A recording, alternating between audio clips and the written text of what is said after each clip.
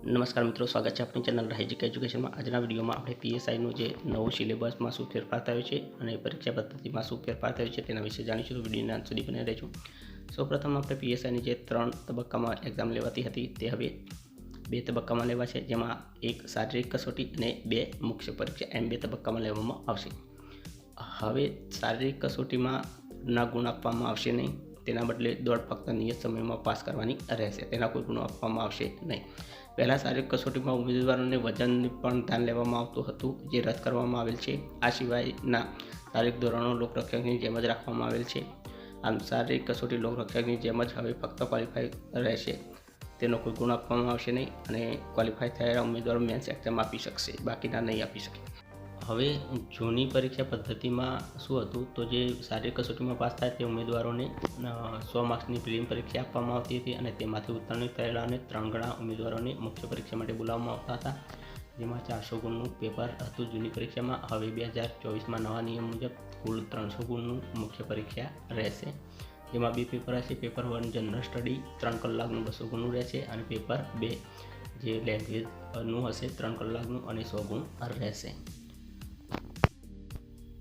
Part એમાં 100 ગુણનું અને part બીમાં 100 ગુણનું એમ 2 ભાગમાં રહેશે પેપર 1, અને દરેક ભાગમાં પાસ થવા માટે ઓછામાં ઓછા 40% ગુણ ફરજિયાત લાવવાના રહેશે।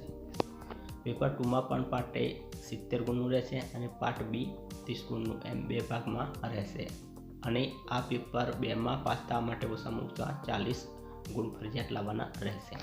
પેપર 1ના દરેક ભાગમાં આપણે 40% ગુણ મેળવવા ઉમેદવાર જ પેપર 2 આપી શકશે। જૂના સિલેબસ આ હતા, તે રદ કરવામાં આવે છે, તમે જોઈ શકો છો। હવે નવા નિયમોમાં પેપર 1માં જે જનરલ સ્ટડી છે MCQ એ પાર્ટ એમાં રિઝનિંગ અને ગણિત પૂછાશે, 50 માર્ક્સનું એમ 100 ગુણનું રહેશે। આ પાર્ટમાં 40% ગુણ લાવવા ફરજિયાત છે અને પાર્ટ બીમાં પણ 40 ગુણ લાવવા ફરજિયાત છે, 40% ગુણ બંને પાર્ટમાં। અને પાર્ટના જે પાર્ટ બી છે તેમાં ભારતનું બંધારણ, history, current affairs, environment, science જે 25 માર્ક્સના છે એમ 100 માર્ક્સનું રહેશે પાર્ટ બી। આ બંને પાર્ટોમાં 40% ગુણ લાવવા ફરજિયાત છે।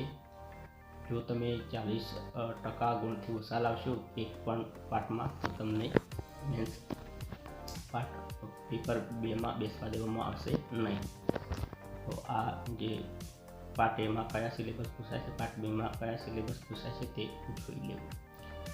હવે પાર્ટ પેપર 2 છે, તેમાં પણ તમે જોઈ શકો છો કે ગુજરાતી અને ઇંગ્લિશ લેંગ્વેજ સ્કિલ છે, જેમાં રહેશે 350 વર્ડમાં લખવાનું રહેશે 30 ગુણનું। ત્યારબાદ રાઇટિંગ 10 માર્ક્સનું રહેશે, ફકરામાંથી જવાબ આપવાનું। ત્યારબાદ સંક્ષિપ્તીકરણ, રિપોર્ટ, અહેવાલ, લેટર રાઇટિંગ એટલે કે નિબંધ એ રીતે રહેશે। ટોટલ 70 માર્ક્સનું છે પાર્ટ એ પેપર 2માં, અને પાર્ટ બીમાં પ્રે રાઇટિંગ 10, ત્યારબાદ 10 અને 30 માર્ક્સનું રહેશે પાર્ટ બી, અને ટોટલ 100 માર્ક્સનું રહેશે, તેમાંથી 40% ગુણ લાવવા ફરજિયાત છે પેપર 2માં। અને અહીંયા વધારાના ગુણ મળે છે, તમે જોઈ શકો છો। NFSU અથવા તો RRUમાં કરેલ કોર્સનો સમયગાળા મુજબ તમને ગુણ મળવાપાત્ર રહેશે। આખરી પસંદગી યાદી મુખ્ય પરીક્ષામાં મેળવેલ ગુણ અને વધારાના ગુણના આધારે તૈયાર કરવામાં આવશે। તો આ તે કેટલીક પીએસઆઈની મહત્વની અપડેટ એક્ઝામ રિલેટિવ। વિડીયો ગમે તો વિડીયોને લાઇક કરજો, ચેનલમાં ન તો ચેનલને સબસ્ક્રાઈબ કરજો। Thank you.